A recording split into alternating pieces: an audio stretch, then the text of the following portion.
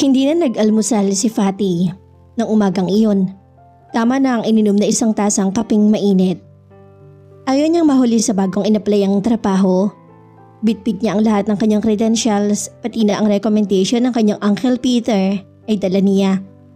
Iba na ang may magandang rekomendasyon. Mas madali siya makakapasok. Hindi na sana siya magpapakahirap pa sa pag-a-apply sa bagong trabaho kung hindi siya umahangal at lumaban sa kanyang dating boss. Maganda na rin sana ang kanyang posisyon at regular employees na siya agad kahit na wala pa siya sa 6 na buwan bilang casual employee. Pero dahil nga hindi siya ang tipo ng babaeng ginagamit ang ganda at karisma sa pag-angat sa kanyang trabaho, lumalaban siya at tumanggi sa ibig mangyari ng kanyang dating boss. Matapang daw kasi siya. Yun ay ayon sa kanyang Kuya Fidel. Walang inuurong at masyadong idealistic. Bakit nga naman siya hindi magtatapang? Lagi na lang bang papakontrol ang babae sa lalaki? At saka may talento siya para umangat sa trabaho. May galing siya. Sayang naman daw ang kanyang pagiging cum laude kung sa ganda lang niya dadaanin ng pag-asenso. Isa pa, malayo sa vocabulary niya ang maging isang kabit o mistress ng boss. No way, hindi ang gaya niya. Hindi naman daw siya magpapakontrol. Dagdag pa ng Kuya Fidel niya na may mataas ng posisyon sa pinapasukang bangko. Marunong lang daw sana siyang makibagay. Ganun lang daw yun. Pero sabi niya, dapat mong pakibagayan ng isang panlalamang? Sexual harassment ang nangyayari sa kanila ng kanyang boss. Kung hindi siya papayag na i-date nito, laging may iwan sa ilalim ang kanyang promotion paper. Saka labag sa prinsipyo niya ang makipagmabutihan sa isang lalaking hindi naman niya type. Maaga narating ni Fatty ang opisinang rekomendado ng Uncle Peter niya. Nasa Avenida Rizal ito. Sulok na gusali na hindi na yata kayang iparenovate ng may-ari. Akala niya isang sosyal na trading firm ang rekomendadong trabahong iyon ng kanyang uncle. Pipitsugin lang pala. Gusto sana niyang umatras. Anong gagawin niya sa ganung lugar?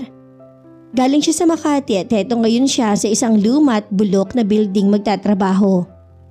Anong gagawin ng beauty niya roon? Pero nakakahiyaan rin na niya ang pag-atras. Hingi-hingi siya ng rekomendasyon sa kanyang Uncle Peter.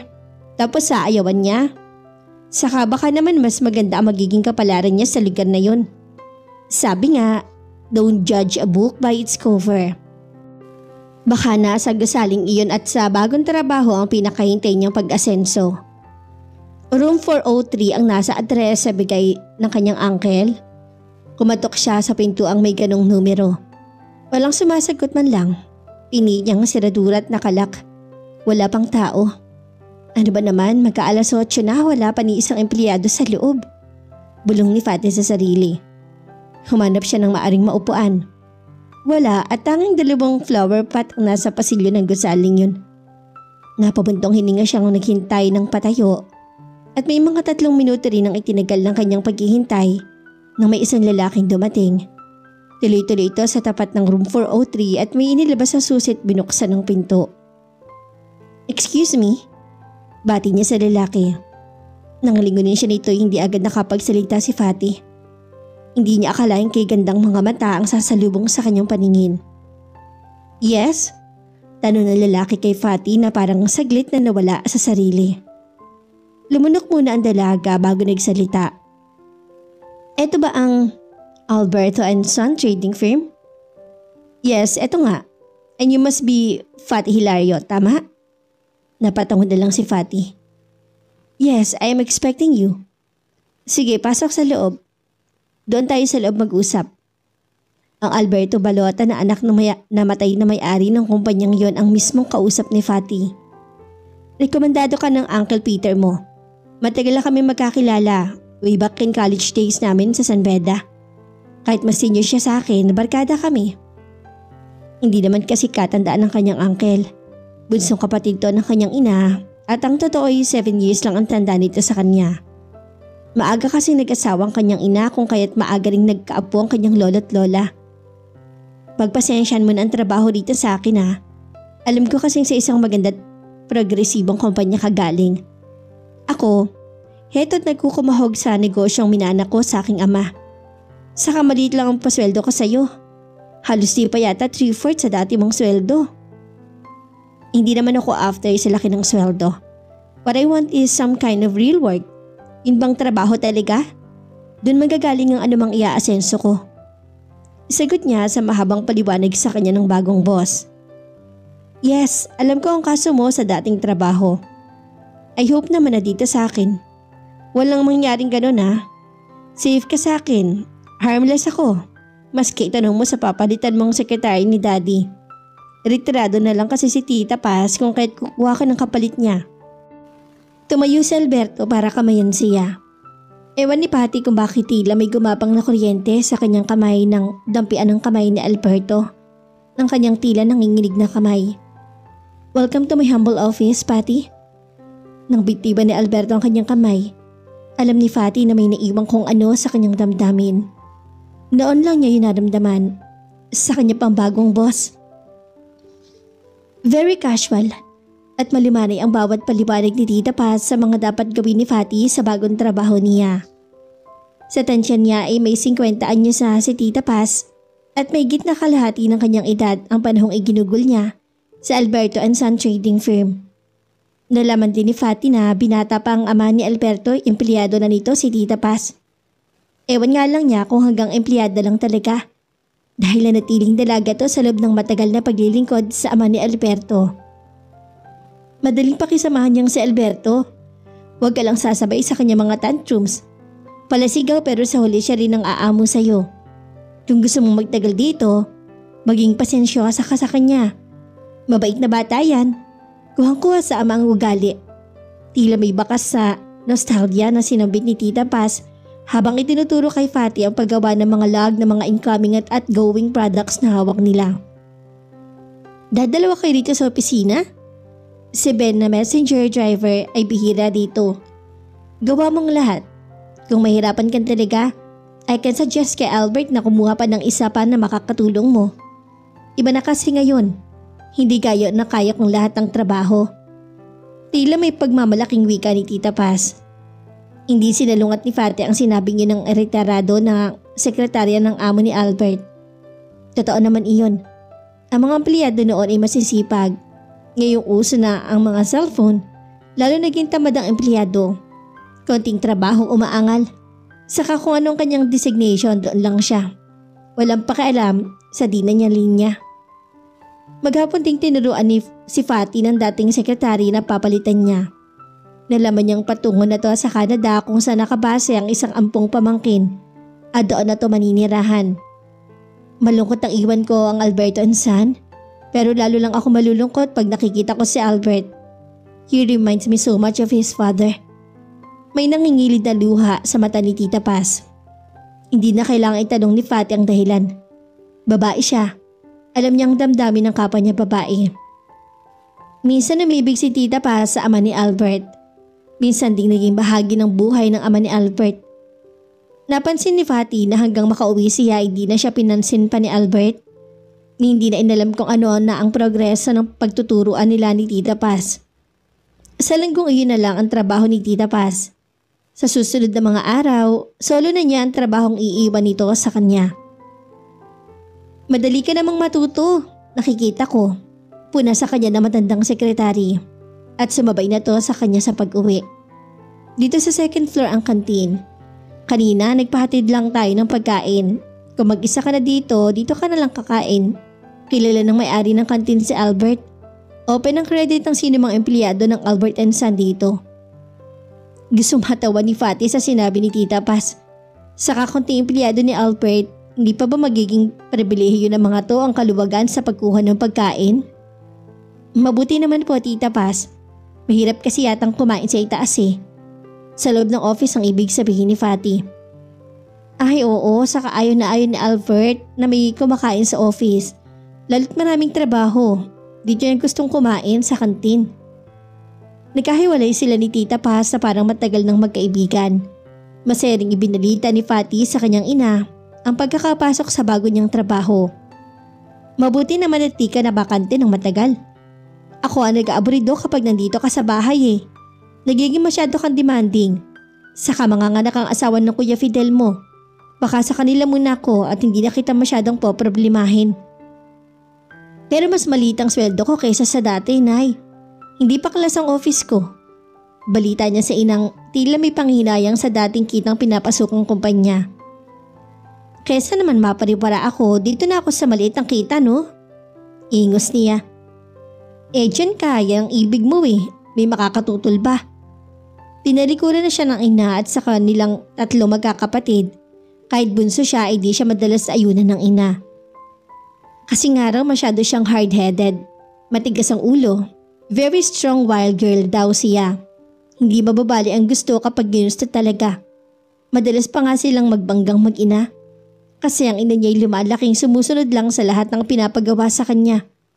Minsan lang tong sumuway sa mga magulang. Yun ay nang makipagtaanan ito sa kanyang ama. Pero mula noon, naging kontrolado na ito ng mga magulang niya ng kanyang ama. Sabi pa nga nito sa kanya noon, ang mga babae raw ay ginagawang tagapagpaligaya lamang ng mga magulang at lalaki. Yun lang ang papel nito sa buhay at hindi siya sang-ayon doon. Para kay Fatty, babae man o lalaki, patas lang sila ng lugar sa mundo ng papel na gagampanan sa kanilang buhay. Minabuti ni Fatty na tawagan na lang ang kanyang Uncle Peter para ibalita ang pagsisimula niya ng trabaho sa kaibigan nito. Mabuti na tinanggap ka ni Albert. Magpakabuti ka sa trabaho mo sa kanya, Fatty, ha? Masungit ang kaibigan kong yun at hindi uubra ang taray mo sa kanya. Marami na siyang babaeng nakaaway. Hindi uubra sa kanya ang taray mo. Banta sa kanya ng kanyang tiyuhin. Marami na raw babaeng nakaaway sa Albert. Naitanong niya sa sarili ang tipo ba ni Albert ang pumapatol sa babae? May iba pa kayang ibig sabihin ng kanyang Uncle Peter? Maraming ibig na malaman si Fatty kay Albert. Hindi siya magtsatsaga sa trabaho niya kung hindi rin lang siya interesado sa isang bagay. Interesado siya kay Albert Balota. May malalim na interes ang nagugumiit sa kanyang utak. Nagsusumiksik sa kanyang isip at aaminin niya sa napakagaang panahon. May ibang dating sa kanya ang kisig ni Albert Balota. Ibang-iba. Nang mag-report muli sa office si Fatty, siya na ang nagbukas ng pinto. Sa kanya na pinagkatiwala ni Tita Paz ang susi. Maaga siyang pumasok. Mas maaga pa kaysa sa unang araw na dumating siya sa bago niyang trabaho. Agad niyang inayos ang logbook ng mga incoming products ng kanilang tinanggap ng sinundang araw. Ipinasok sa computer ang mga cross-net ng product na dispensable sa araw na iyon. May mga taong kukuha ng mga nasabing products. Inayos niya yun sa record book. 9 o'clock na nang dumating si Tita Paz. Na-traffic daw dahil hindi operational ang sasakyan at may nasira pang tren sa may station. Humingi agad to ng dispensa kay Fatty. Napansin ni Tita Paz ang maayos sa pagkakalag ang mga products to be dispensed sa araw na iyon. At agad nitong pinuri si Fatty. I think hindi nagkamali si Albert sa pagkuha sa'yo.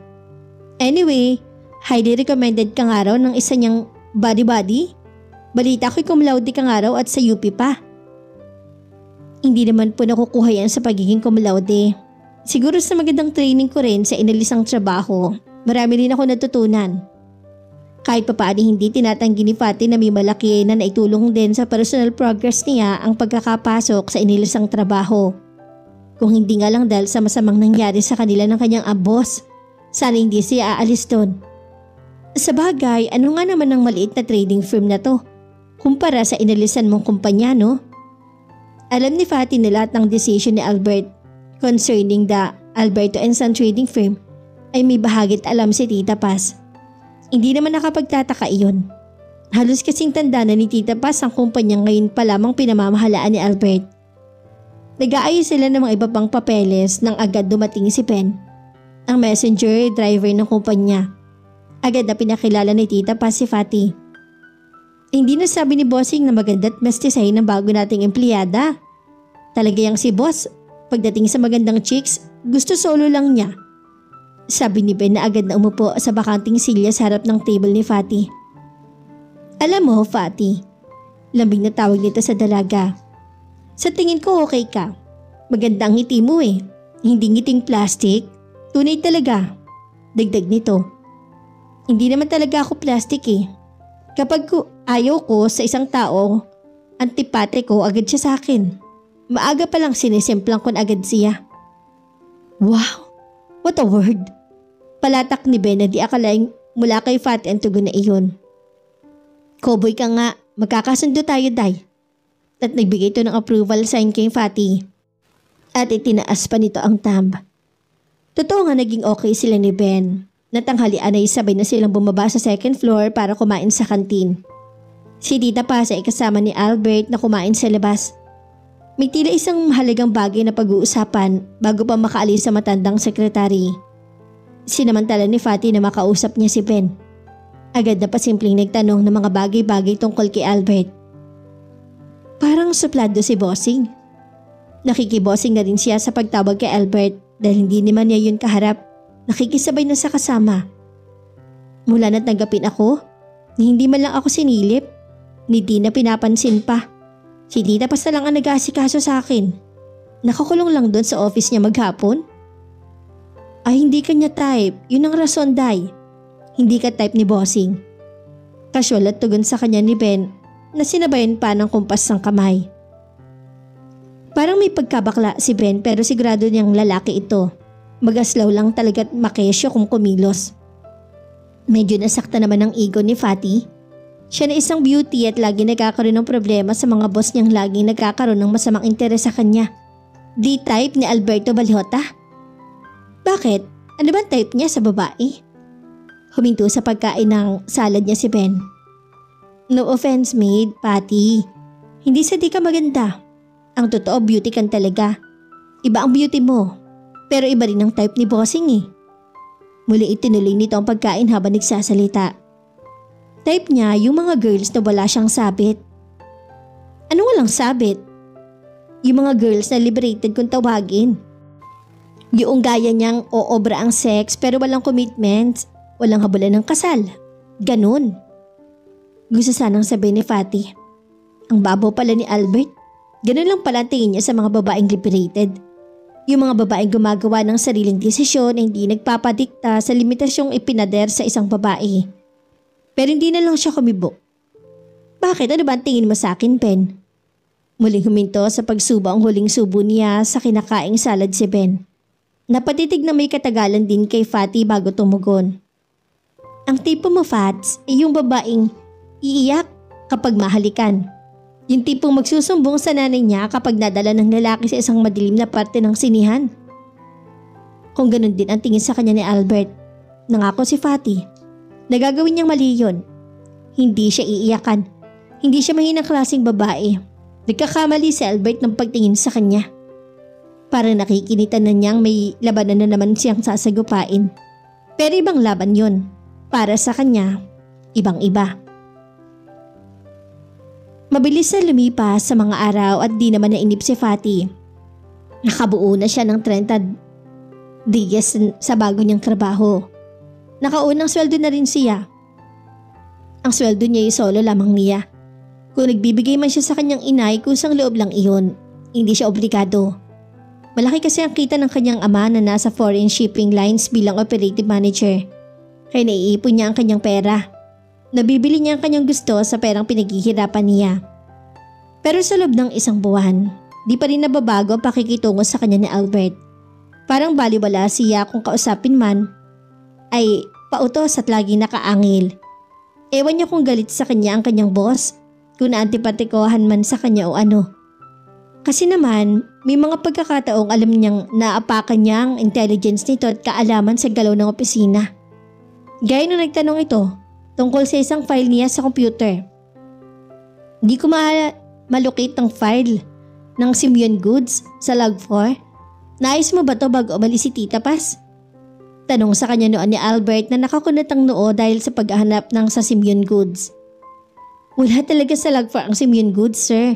Kasi mga non-inventory goods lang ang nakalag doon. Ewan niyo kung bakit ganoon ang sagot niya. Alam niya nasaktan niya ang ego ng kanyang supladong boss at huli na para siya magsisi. Subalit alam din naman niya na hindi siya pwedeng ayawan ni Albert pagdating sa trabaho. Bukod kasi sa pagiging efficient niya, kitang-kita rin sa mga gawa niya ang kanyang pagiging isang intelligent at responsible employee. Pangihinayangan siya ni Albert. Pero bakit di pa rin siya magustuhan at maggiliwan ni Albert? Ito ang gumugulo sa kanyang isipan. Hindi ba't nasa kanya na ang mga qualities ng isang liberated woman? Si Bossing, ang gusto niya sa mga chicks ay yung wala sa poder ng magulang. Yun bang solo lang sa tinitirang apartment o condo unit? Sabi sa kanya ni Ben tungkol sa type na babae ni Albert. Sabi niya sa sarili. Bakit nga ba hindi? Kung gugustuhin niya, kaya niyang mag-solo. Kaya niyang umupa ng sarili niyang apartment.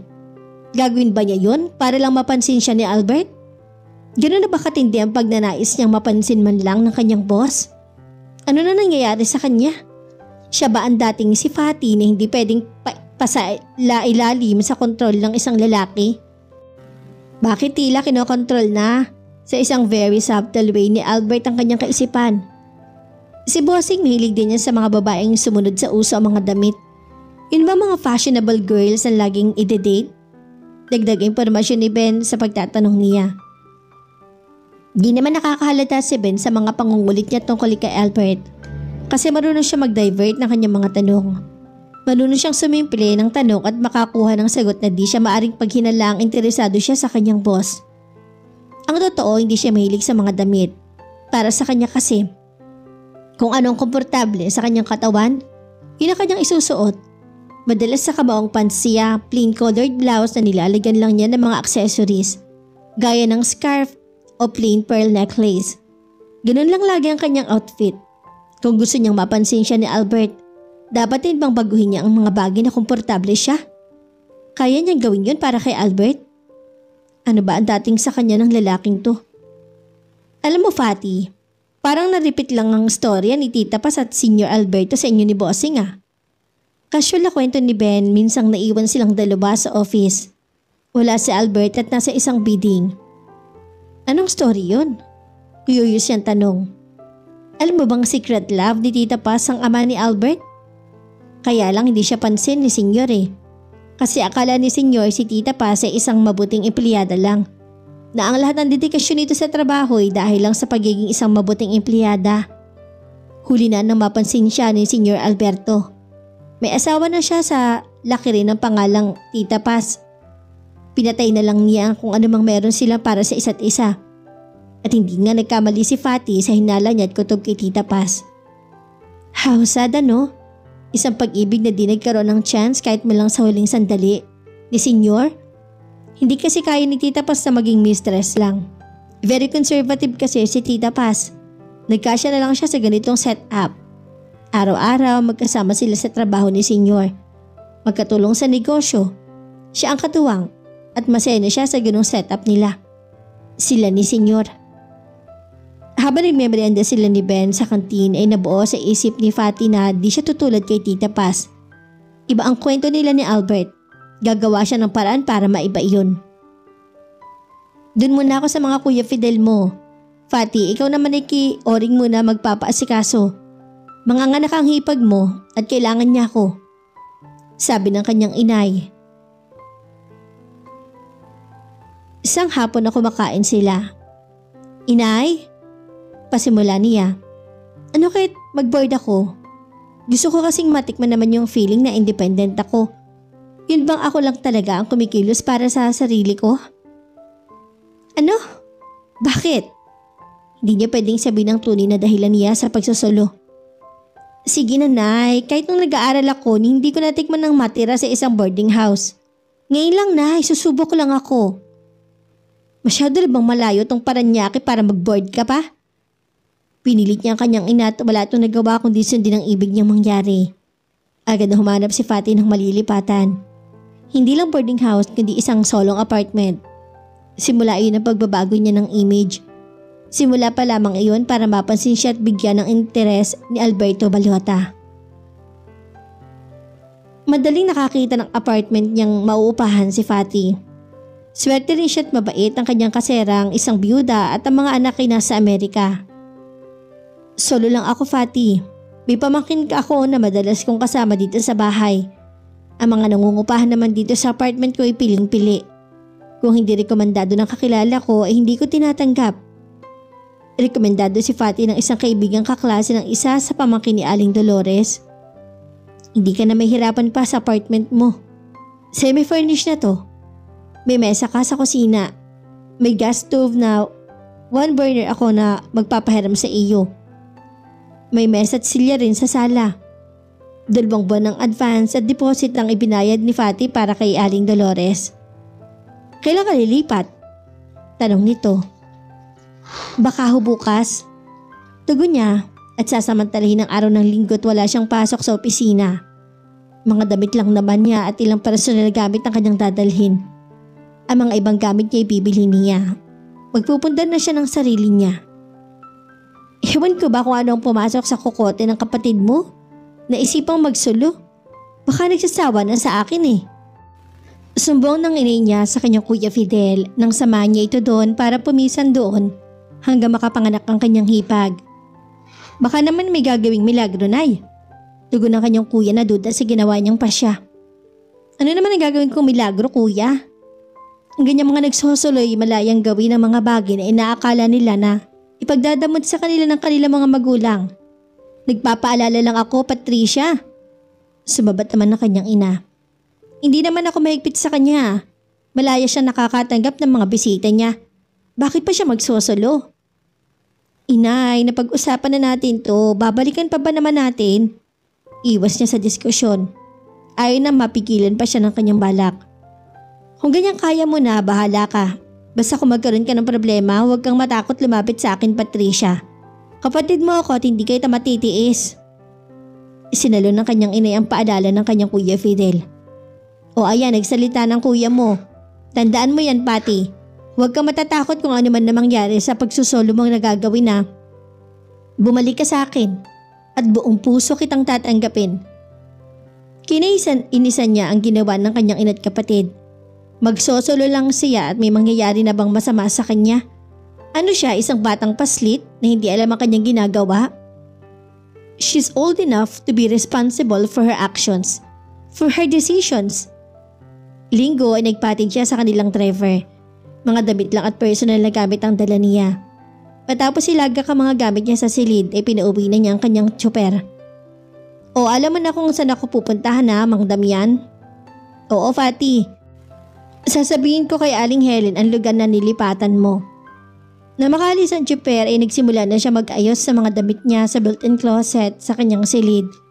Pagkatapos ay pinanigurahan kung ano-ano dapat niyang gawing ayos sa kanyang apartment. May feeling of excitement at fulfillment siya na nadarama. Iba talaga kung solo ka, sabi niya sa sarili. Sarili mo ang iyong mundo, ang iyong galaw.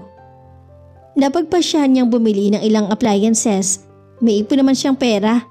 Kaya niyang bumili ng isang maliit na ref at kama pati na isang TV na kahit hindi mo na maganda ay pagtsatsaganan niya. Bukas magpapasyama siya kay Ben at ipagmamalaki niya ang kanyang pagsosolo. At tsak niya na makakarating iyon kay Albert. Imposibleng hindi mabanggit ng madaldal na si Ben sa kanilang boss. Sinamahan nga siya ni Ben na bumili ng kanyang gamit. Lunch break nila nang bumili sila sa isang appliance store. Pinasi-COD na lang niya yun kinagabihan sa kanyang pag-uwi. Ngayon ka lang pala magsusulo. Ibig bang sabihin niya nagbabago ka na ng image? Tanong sa kanya ni Ben. Hindi tanggi niya. Sabi ko lang it's about time na matikman ko naman ang maging independent sa nanay ko. Alam mo naman ang bunso ko, lumaking pampered. Nagkibit balikat lang si Ben. Wala nang sinabi pa, pero sigurado siya. Bukas lang alam na ni Albert ang ginawa niyang pagsusulo, ang pagtira sa solo niyang apartment.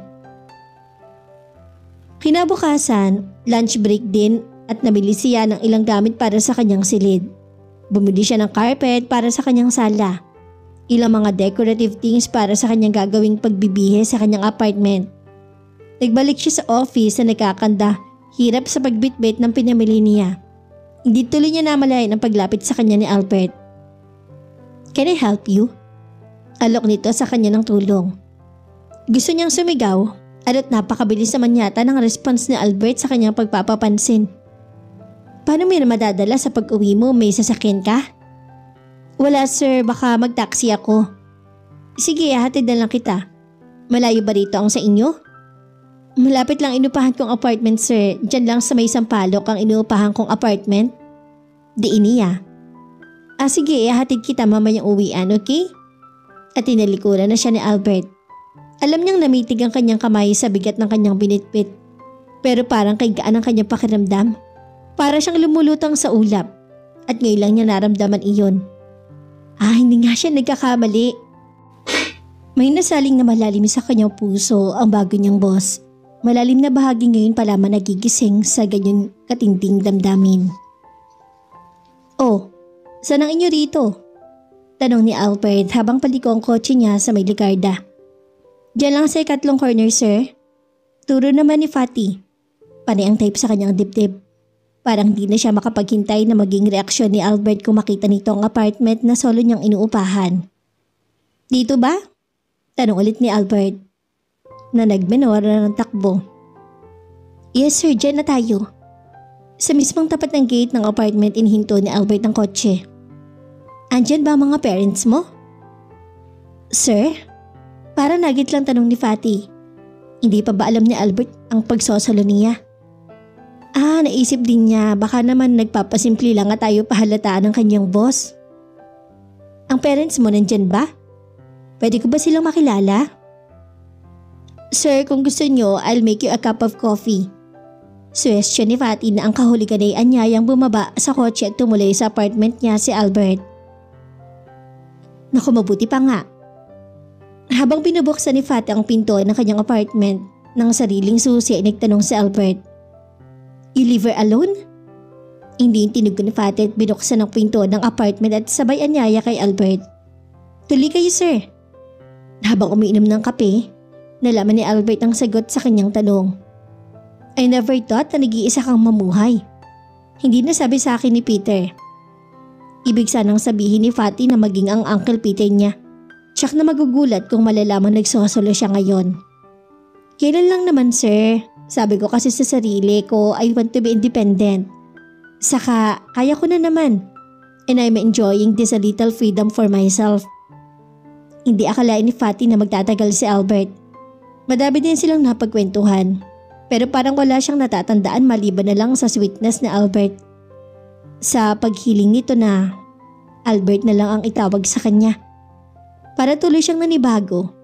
Si Albert ba na dati aloof at tila suplado sa kanya ang kanyang nakakausap at nakakaulayo sa gayong katamis na mga sandali? I must admit this, Fatty. Hindi ka lang efficient secretary. Talaga napakaswerte ko sa akin at doon ka nagtrabaho. In my humble office. Sana naman wag lumaki ang ulo mo ha. Hindi ulo ang lumaki kay Fatty kundi ang puso niya sa papuring yun ni Albert. Nagpaalam si Albert na tila sila dati matagal nang magkakilala. Pagpasensyahan mo na kung anong dinatnan mo rito sa bahay ko ha. Okay lang yan. Sabi mo nga you're just starting. Sa buong pag-uusap nila sa carpet lang sila nakaupo. Wala pang sala set ang apartment ni Fatty. Pero nakita ni Fatty na nag-i-enjoy naman ng kanyang boss.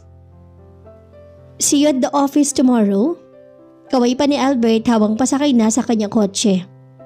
Yes, see you at the office. Sagot ni Fatty at wala na ang formalidad sa kanilang dalawa.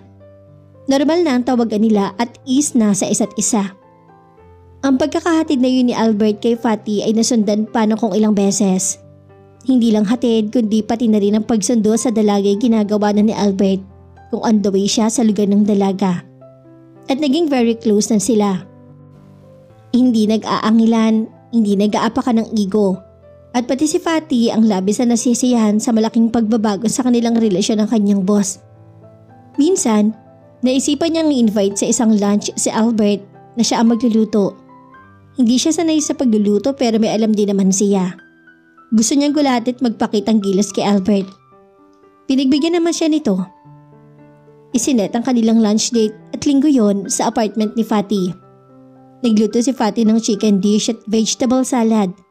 Nagpagawa ng special dessert sa kanyang landlady na si Aling Dolores. Inihanda ang kanyang dining set. Bumili pa ng isang bagong set ng mga chinaware. Nang dumating si Albert, nakabihis na siya. Nakasetup na ang lamesa at handa na siya sa kanilang lunch date. I brought a bottle of champagne to perk up our lunch. Sabi pa ni Albert na halata niyang kinagulat ang suot niyang damit. Plain blouse nga lang iyon pero hindi basta-basta ang tela. Imported ang material na ginamit. At saka bagay na bagay sa kanya ang color na fuchsia red.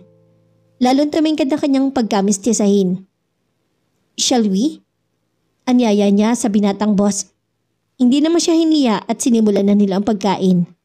Nagustuhan naman ni Albert ang luto at may tinanggap naman siyang papuri. Marahil dahil sa sarap din ng champagne na dala ni Albert na pinagsaluhan ni Lai, naging mapusok ang binata. Hindi nakaiwas si Fatty at hindi rin niya namalayan kung paano siya napakabilis sa pangyayari na paayon siya sa ibig na mangyari ni Albert. Albert? Impit niyang daing habang pinadarama sa kanya ng binatang boss ang isang kakaibang eksperyensya. Hindi na siya makatanggi. Umain na siya ng buong laya at pagbibigay. Wala man yun sa kanyang mga balakin, inaganap iyon na hindi niya inaasahan. Pagkatapos niyon, parang walang nangyari sa kanila. Casual lang na nagpaalam si Albert. Naroon pa rin ang sweetness pero hindi ang inaasahan ni Fatty. Hindi niya to naringgan ng pagtatanong kung ano na ang feelings niya. Sanay kasi si Albert sa mga babaeng sa ginawa ni Lady na nagtatanong pa. Pero alam din kaya ni Albert na siya palang ang una? Na wala pang ibang lalaki nakaangkin sa kanya? Dapat ba niyang sabihin yun kay Albert? Naisip din niya para ano? Para pagtawanan siya? Hindi ba't liberated girl siya? Independent. Nagsosolong gumawa ng desisyon sa kanyang buhay. Maging sa office, normal pa rin ang kanilang relasyon. Paminsan-minsan sa kanya na rin natutulog si Albert. Para silang mag-asawa na. Pero wala silang usapan. Hindi nila pinag-uusapan ng mga bagay na iyon. Basta ang alam ni Albert, pumapayag siya at hindi tumututol. Pero hindi naman siya manhid para hindi mapansin ang takot na gumagapang sa kanyang isipan. Ano ba ang relasyon nila? Basta ganun na lang ba siya sa buhay ng kanyang boss? Lalo lang tumibay ang insecurity ni Fatty ng isang magandang babae ang naging bisita ni Albert. Ni hindi ito pinakilala sa kanya. Magkasabay pa sila ng babaeng umalis sa office. Hindi na nagbalik pa si Albert at hindi siya tinawagan sa buong magdamag. Ngayon, alam na niya kung anong meron sa relasyon nila ni Albert. Just plain dumbness. Kalokohan. Nagpapaloko siya sa kanyang boss. Nagpapagamit. Pero sinong dapat niyang sisihin? Hindi ang kanyang boss. Hindi siya dito pinilit o hinaharas. Nagbigay siya at pumayag siya sa gayong klaseng relasyon. Parang sasabog ang dibdib ni Fatty habang panay ang balita ni Ven sa happening nila ng bossing nitong si Albert. Sa Anilaw, nagmagdamag ang dalawa. Fatty sa isang beach resort doon na pag-aari ng isa sa mga tiyahin ni bossing. Pati nga ako nakadali rin ng chicks eh. May mga upahan pa palang nag-aabang sa labas ng resort at doon ako kumuha. Hindi na rin napigil ni Fatty ang sarili at nagpakita na ng galit. Fatty, galit ka? Huli na para makapagtago siya kay Ben ng kung ano ang nangyayari sa kanila ni Albert ng kaniyang boss. Sabi ko na nga ba? Hindi ako magsasalita pero nakakahalata na rin ako sa pagkahatid-hatid niya sa iyo. Sabi ko na nga ba? Palatak nito. Ano nga ang balak mo? Kilala ko si Bossing. Yan ang taong di maniniwala sa permanenteng relasyon.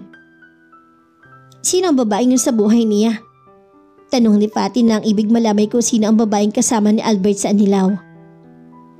Si Christy yun. One of his girls. Ganun na lang yun. At ako, ganun na lang din niya. Napapalatak si Ben at nampud siya. Yan ang di ko alam. Sabay kamot nito sa ulot, umiiyak na si Fatty. Nagpakita na ng tunay na kung sino siya. Fatty, huwag kang umiyak. Baka naman. Alon ni Ben at tila natataranta sa nakikitang pag-iyak ng dalaga. Kasalanan ko. Nagpatangay ako sa aking damdamin, Ben. Ano to nagawa ko sa sarili ko? Ano? Hindi naman maunawaan ni Ben kung anong ibig sabihin ng dalaga. Na nga pong iyon ay hindi na nagtrabaho pa si Fatty. Maagang umuwi. Hindi nagtuloy sa kanyang apartment. Sa Kuya Fidel niya to nagtungo. Pagkakita sa kanya ng kapatid, inigtanong agad dito. Ano, may problema ka ba? Kuya. Inakbayan siya ng kapatid. Halika sa loob, kakalis lang ng inay. Sabi ko umuwi muna at asikasuhin muna ang bahay. Okay na naman ang hipag mo pati ang baby namin. Gusto ko makita ang pamangkin ko. Dahilan ni Fatty na nakalimot na sa panganganak ng hipag. Sige, andun sila sa silid. Sige na, mamaya na tayo mag-usap. Ilang minuto rin na nagtagal si Fatty sa silid ng bagong panganak na hipag bago nilabasan ng naghihintay na kapatid. O anong gusto mo? Juice? Kape? Alok nito sa kanya. Juice kuya, sana hindi gaanong malamig. Tumawag ng katulong si Fidel at nagpakuha ng juice ni Fatty. O anong sadya mo? Kuya, may problema ba kayo ng boss mo? Tumango si Fatty. Kahit noon hindi siya nagsisinungaling sa kapatid. Lagi naman kasi itong nakakaunawa sa kanya. Binata naman si Albert. Di ba walang problema sa kanya, baka naman nasa sa iyo. Ang totoo kuya, di ko alam kung anong relasyon namin. Hindi ako sigurado sa kanya. Paano hindi ka sigurado? Tumungo lang si Fatty at hindi pa niya kayang sabihin ang totoo sa kapatid.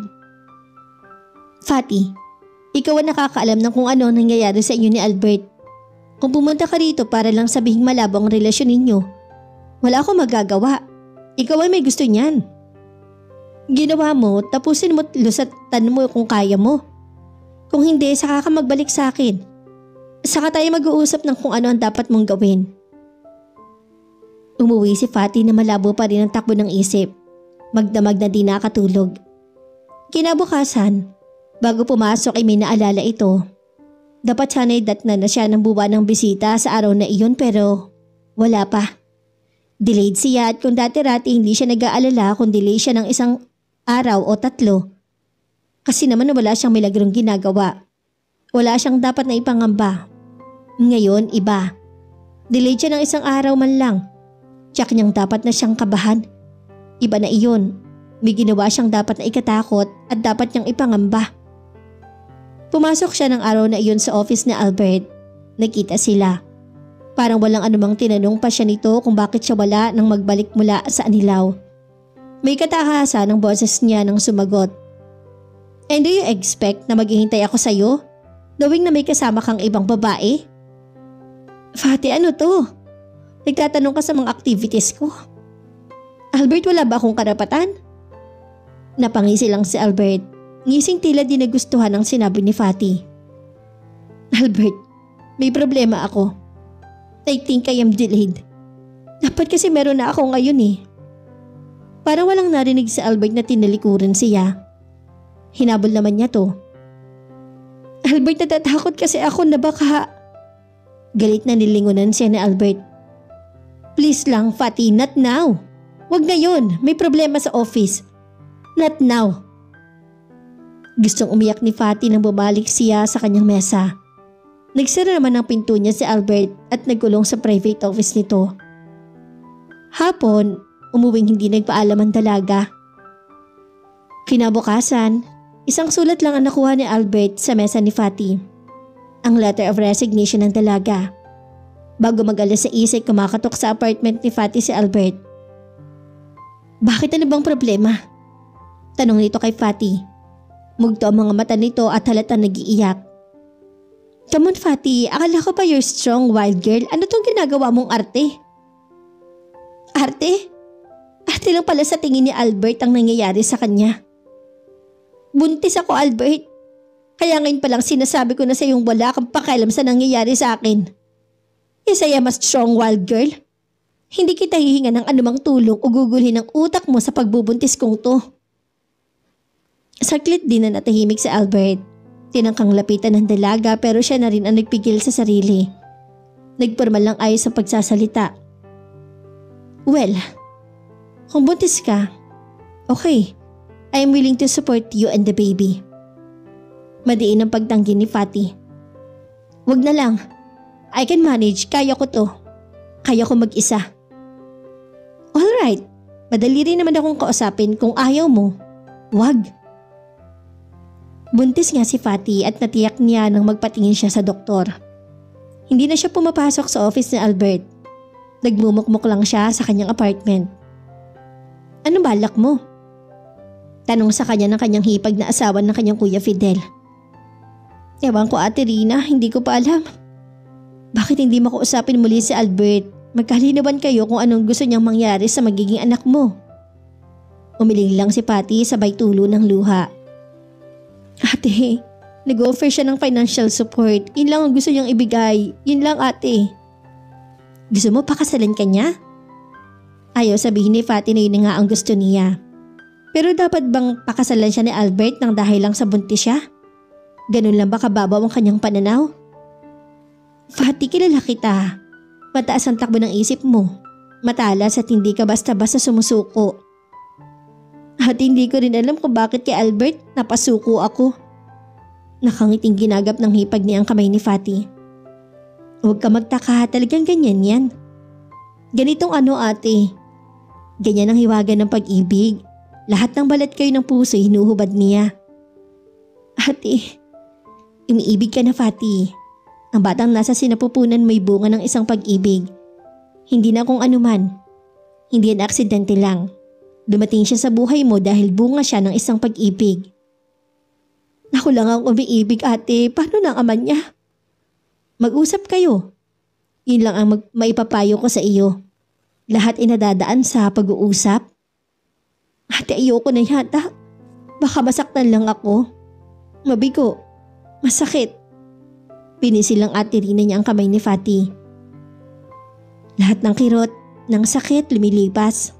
Para ano ba ang isang kirot kung kapalit naman ay lakasang ligaya? Umuwi si Patty na nagdadalawang isip. Nais sundin ng kanyang ate Rina pero pinanghihinaan ng loob. Susuko na naman ba siya kay Albert? Bakit ba sa lalaking to napapasuko siya? Totoo bang hinabaran siya ng balat kayo ng pag-ibig na tumubo sa puso niya para sa lalaking ito?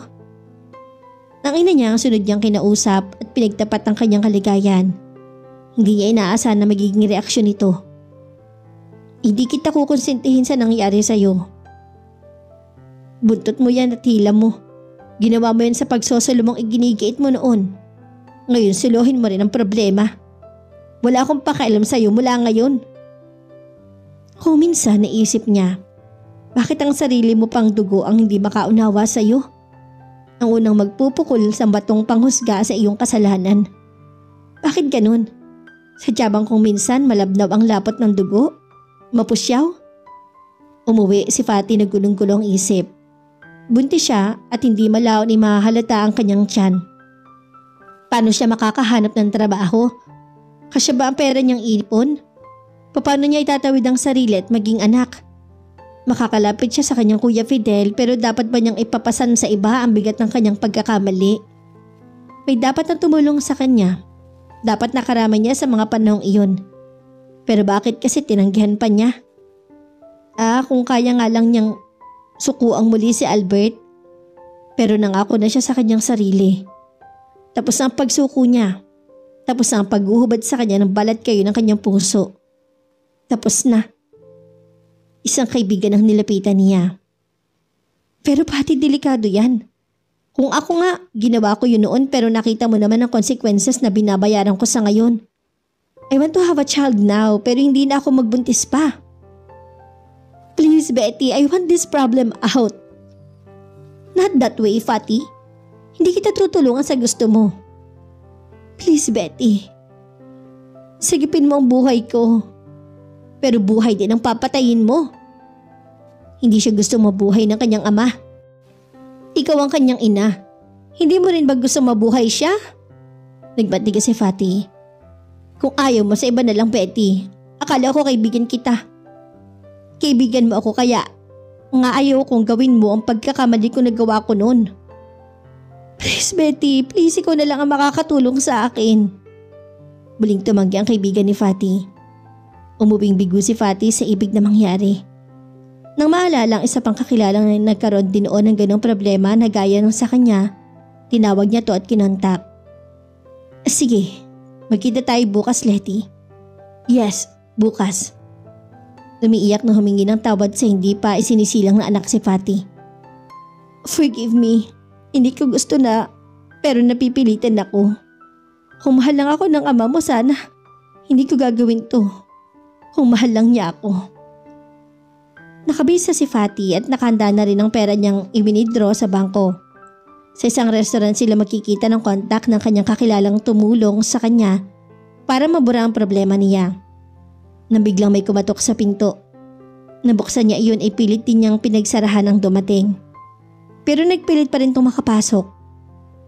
Mag-usap tayo, Fatty, huwag kang matigas. Si Albert at galit. Nakapasok rin ng binata at hinila sa loob si Fatty at nagtangkang umalis. Sabi ko mag-usap tayo. If I have to be harsh with you, gagawin ko magkausap lang tayo.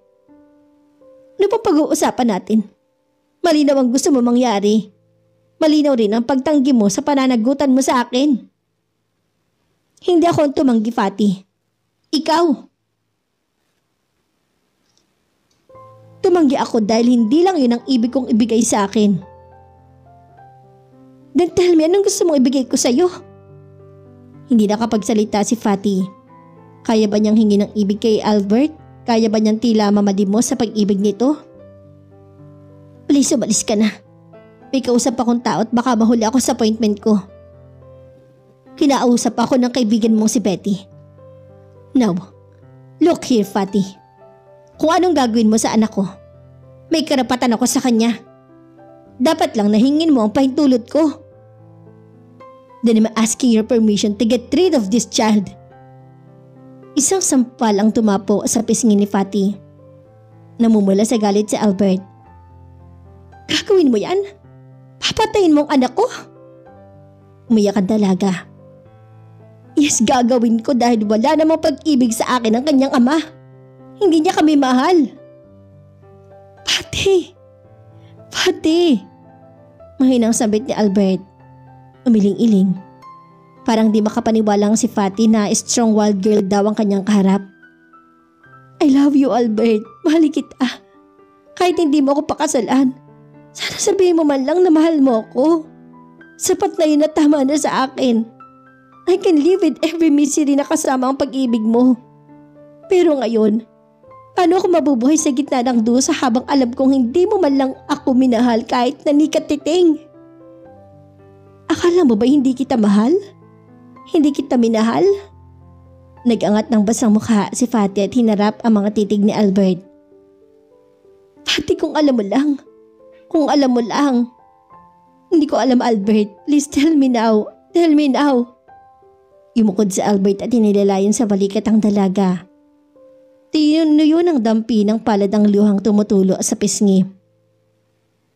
Fatty, noon I was angry with you kasi sabi ko, now this girl came into my life to claim my heart. Albert?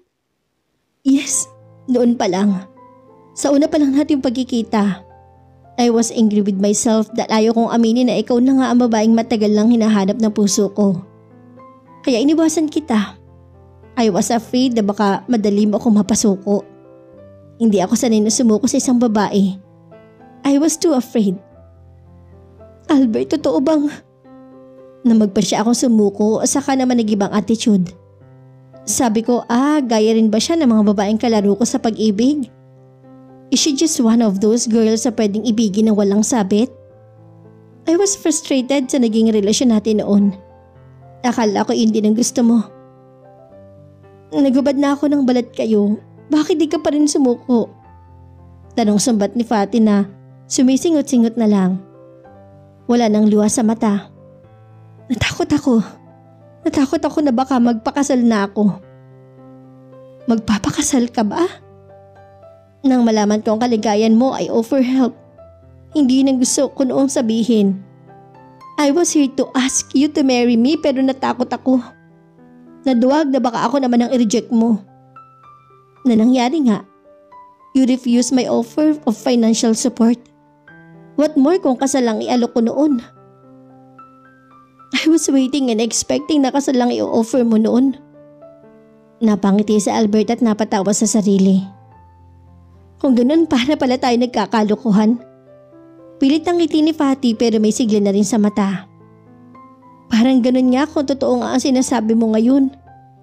Tinitigan siya ng malagkit ni Albert at nanood sa puso niya ang titig na iyon.